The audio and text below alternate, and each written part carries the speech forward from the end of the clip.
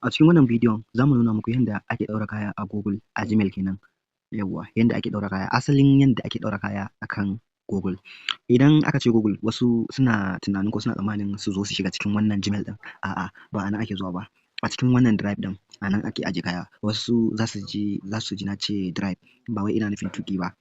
Wannan guri ne da ake ajiye kaya. Google Drive yana nufin wurin ajiya na Google, Internet Cloud Storage, ba tuƙi ba, wanda an kuka mai da Drive da Hausa yana nufin tuƙi. Yawwa, wurin ajiya storage kamar hard drive ko flash drive, wuri da ake ajiye file, hotuna, bidiyoyi, document, PDF da sauransu. Don haka Google Drive na nufin wurin ajiya na Google Internet Cloud Storage. Kuma sannan ban faɗa muku wani abu ba. Wannan bidiyon ba wai na yi shi ba ne haka kawai haka nan. A'a, sai dan wani ne na musamman zan ce muku. Wani na musamman ya buƙata. Ina tare da shi, bai iya yanda zai ɗaura bidiyo ko hoto a Drive ɗin shi ba. Dan Allah a mai bidiyo in nuna mai. To, gaskiya ni kaina ina so in dinga yin bidiyo irin wa'innan, ba ma irin wa'innan ba, fiye da wa'innan ma. Sabida akwai dai abubuwa da yawa. Kawai dai ba lokaci ne. Amma idan muka ga yanayin tafiyan wa'innan, muka ga yanayin tafiyan shi mutane yanda suka so bidiyon, to za mu ci gaba da kawo akasin haka kuma mai yiwuwa mu iya goge bidiyon ma. Abubuwa makamantan ya za ka dinga bibiyan wani ta wayanka, ko kuma kai ta ya za ka gane ana bibiyan ka. To akwai wani senior man zan ce muku, wanda ba zan faɗa abin kai tsaye ba saboda wasu ƙa'idoji na YouTube haka.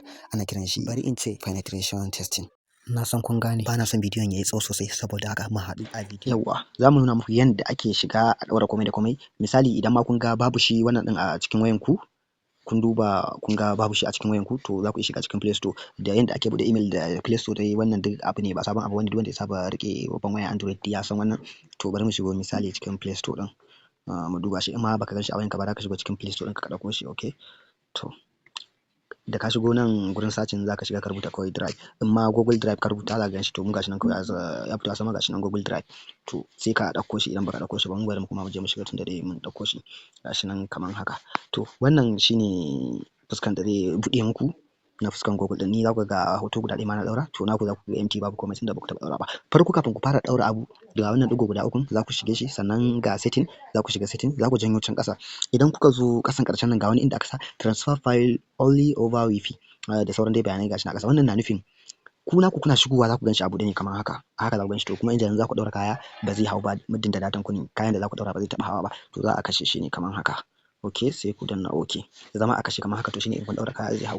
To yanda ake ɗaura kaya kuma, okay, to wannan dole sai wannan plus ɗin da ɗan wannan kamaran ya fito zai baku daman ɗaura shi. To za ku ɗan yi scrolling ya dawo sama zai fito. Wannan plus ɗin za ku danna shi. To ga gurin ɗaura abubuwa nan da dai sauransu, amma bari mu yi bayani akan kawai offload. Offload ɗin nan gashi nan, wanda na sa muku aro, za ku danna kan offload, zai buɗe muku filing manager na wayanku gaba ɗaya. In ku danna ɗigo uku nan za ku ga gashi nan hotuna, videos, audio duka za ku shiga, amma kawai za mu yi bayani akan yadda ake ɗaura bidiyo, hotuna da sauransu. Yanzu za ku shiga cikin gallery ɗin wayanku.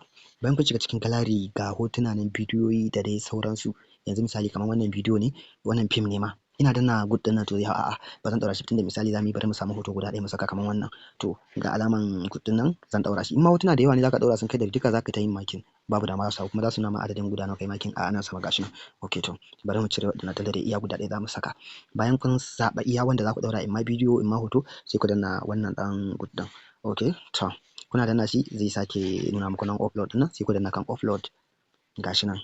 Bari mu yi refresh bayan ka gama ɗaura kayanka. Okay, to bai gama ba. Yawwa, yanzu gashi nan ya hau. Za ka ga hotunan sun zama guda biyu. To ɗayan ma dama ɗazu na ɗaura shi. Kuna shiga za ku taɓa kan hoton, zai ɗan yi searching ya buɗe muku. To wannan shine hoton da muka ɗaura, ya riga ya hau. To in ma bidiyo, in ma PDF, document, duk wani abu da kuka ɗaura to zai hau kuma haka. Idan kuka dawo kan home ɗin nan gashi nan, kuka dawo zai buɗe muku haka. Ga wani ɗigo uku nan, za ku iya canza shi ya zama kuna iya ganin ma kayan da kuka ɗaura, ko ta PDF ko ta hoto ko bidiyo. Zai nuna muku farkon abin da kuka ɗaura ɗin, ba kamar yadda yake nuna haka ba. In kun danna nan gurin, yawwa gashi nan, wannan sune hotuna guda biyu da na ɗaura. In kun danna nan gurin zai canza muku yanayin fasalin shi. Gashi nan.